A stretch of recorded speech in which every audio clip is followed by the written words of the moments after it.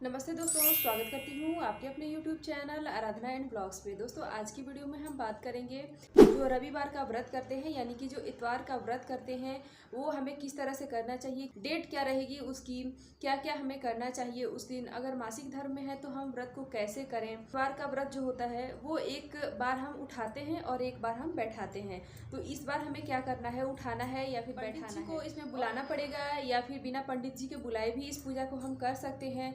दक्षिणा में हम क्या दें पंडित जी को, और इसके अलावा हम कौन सी चीज़ों को ग्रहण करें, यानी कि व्रत जब हम करते हैं तो कोई ना कोई एक चीज़, कोई ना कोई एक अनाज हम ग्रहण करते हैं। तो ऐसे में हमें किन किन चीज़ों को ग्रहण करना, और एक चीज़ वो क्या है जो कि हमें ज़रूर ग्रहण करना चाहिए इस वैशाख के महीने में जो रविवार का व्रत करते हैं उसको।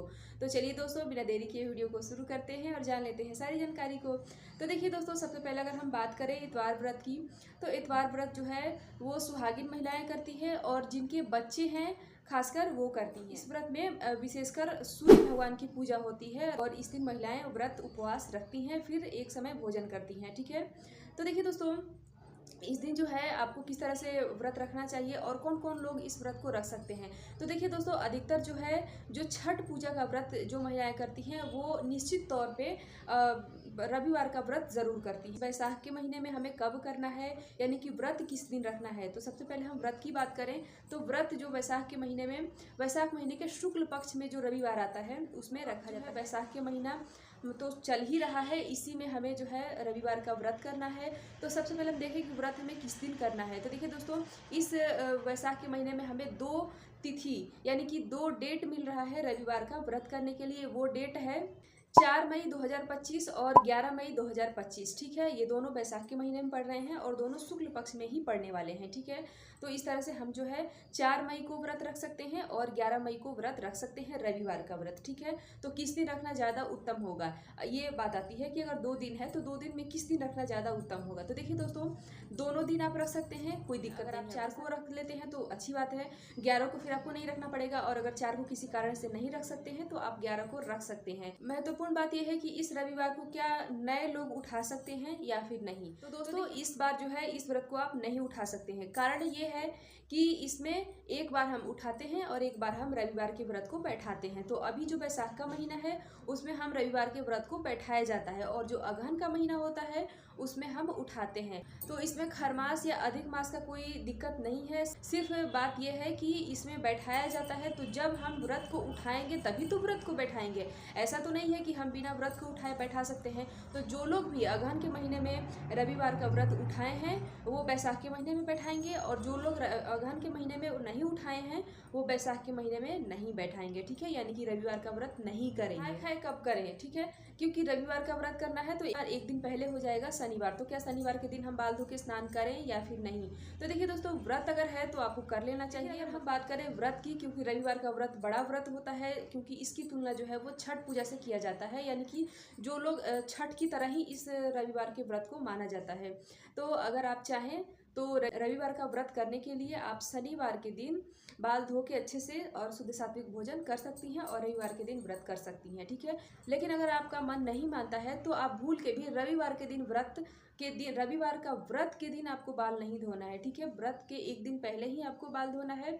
तो आप शनिवार को धो सकती हैं, या फिर आप क्या करें कि शुक्रवार को बाल धो के स्नान कर लें और शुक्रवार के दिन से ही शुद्ध सात्विक भोजन करना शुरू कर दें, यानी कि लहसुन, प्याज, मसूर की दाल, मूली, बैगन इत्यादि चीज़ों का आप त्याग करें, भोजन में सम्मिलित ना करें। तो आपके पास 2 ऑप्शन है, आप चाहें तो शनिवार के दिन बाल धो सकती हैं या फिर आप शुक्रवार के दिन भी बाल धो के स्नान कर सकती हैं, लेकिन रविवार के दिन आपको बाल नहीं धोना चाहिए। मासिक धर्म में है तो किस तरह से पूजा पाठ करें, मतलब किस तरह से व्रत करें। तो देखिए दोस्तों, इसमें 2 डेट है, 4 मई और 11 मई, जो कि मैंने वीडियो के शुरू में ही बताया। तो आप 4 मई को कर सकते हैं इस व्रत को। अगर आपको डाउट है या फिर 4 मई को आप स्वस्थ नहीं है, आपका मासिक धर्म या डेट वगैरह चल रहा है, तो आप 11 मई को बिल्कुल आसान तरीके से कर सकते हैं। बिल्कुल इसमें सोचने की कोई बात ही नहीं है, क्योंकि 2 दिन की तिथि पड़ी है तो आप मतलब 1 सप्ताह के गैप में पड़ी है। तो आप बिल्कुल अगर 4 मई को नहीं कर सकते हैं तो 11 मई को आपको इस व्रत को कर लेना चाहिए, अगर आप उठाए हैं तो। अब अब हम बात करें कि क्या इसमें हम पंडित जी को बुलाएं या फिर नहीं। तो देखिए दोस्तों, जो हम अगहन के महीने में करते हैं उसमें पंडित जी की बुलाने की ज़रूरत नहीं होती है। उसमें हम खुद से ही पूजा पाठ कर लेते हैं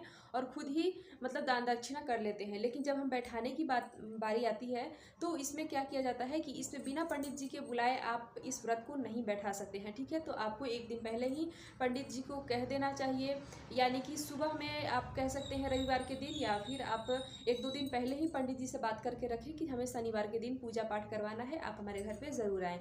तो इससे बिना पंडित जी की पूजा आपको नहीं हो सकती है और आपके घर पे ही पूजा होगी, कहीं भी जाने की ज़रूरत नहीं है। तो आप पंडित जी को अपने घर पे बुलाएं और उनको यथाशक्ति जितना दान ज़रूर दें, ठीक है। दान में आप क्या दान दे सकते हैं, तो दान में देखिए रुपये पैसे तो हम देते ही हैं, साथ में अनाज का दान यानी कि आटा का दान किया जाता है। रुपये पैसे रखें, अगर आपका सामर्थ्य है तो आप साड़ी इत्यादि भी, साड़ी और उसमें सिंदूर बिंदी के पत्ते रख के भी आप दान कर सकते हैं। ये टोटल आपकी मर्जी है, आपकी इच्छा है। तो आप पंडित जी को साड़ी कपड़ा भी दान कर सकती हैं, मतलब अनाज के साथ, या फिर सिर्फ अनाज और दक्षिणा यानी कि रुपए का दान भी आप कर सकती हैं। ये टोटल सबसे महत्वपूर्ण चीज़ कि इसमें हम खाएं क्या, क्योंकि अगहन के जो महीना होता है उसमें जो हम व्रत करते हैं उसमें दही और चूड़ा खाया जाता है, यानी। और इस जो वैशाख के महीने में जो हम बैठाते हैं इसमें क्या खाया जाता है, तो इसमें हलवा के साथ रोटी, पराठे या फिर पूरी बना के खा सकते हैं, ठीक है। लेकिन एक विशेष चीज़ है जो कि हमें मतलब ज़रूर इसमें शामिल करना होता है, वो है आम का कोई भी एक व्यंजन, ठीक है। आम की मीठी चटनी, जिसको आप लौंजी भी बोल सकते हैं, उसमें नमक आप ना डालें, क्योंकि रविवार के व्रत में नमक नहीं खाया जाता है, नमक वर्जित रखा जाता है। हलवा और पूरी के साथ मीठी चटनी खा सकते हैं। अगर आप जैसे कि अकेले हैं या फिर मन नहीं है आपको मीठी चटनी अलग से एक अलग डिश बनाने का, अलग एक व्यंजन बनाने का, तो आप क्या करें, जैसे आप हलवा बनाते हैं ना, तो सिर्फ आम की एक फली ले लें, में हलवा में डाल के बना दें, तो भी आपका काम हो जाएगा। लेकिन अगर आप बनाना चाहती हैं तो आप अलग से आम की मीठी चटनी भी बना के और भगवान को भोग लगा के और फिर खा सकते हैं। तो यही एक चीज़ है जो कि हमें वैशाख के महीने में ज़रूर बनाना चाहिए अगर रविवार का व्रत कर रहे हैं तो।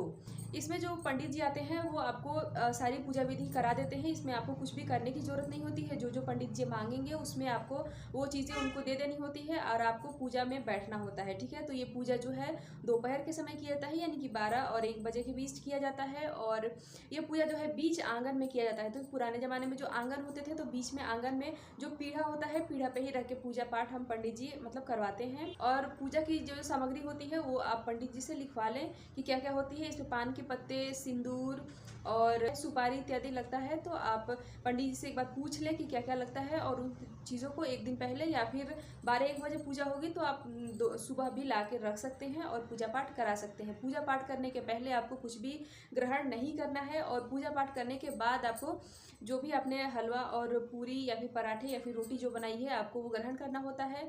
और देखिए दोस्तों, इसमें आपको सूर्य ढलने के बाद कुछ भी खाना पीना नहीं होता है, ठीक है। तो आप इस बात का ध्यान रखें कि सूर्य डूबने से पहले आप मतलब जितना हो सकता है आप पानी पी लें, क्योंकि गर्मी का दिन है और प्यास तो लगता ही है। तो ऐसे में आप सूर्य डूबने के बाद कोशिश करें कि पानी ना पिए तो ज़्यादा सही होगा। और बाकी अगर अगहन महीने के रविवार का व्रत की विधि आपको देखना है लिंक, तो आपको आई बटन पे लिंक मिल जाएगा। इस वीडियो को देखने के बाद आप उसे भी ज़रूर देख सकते हैं। और तो दोस्तों, आशा करती हूँ कि ये वैशाख महीने की रविवार की व्रत की जानकारी आपको अच्छी लगी होगी। वीडियो पसंद आया हो तो एक लाइक ज़रूर करें।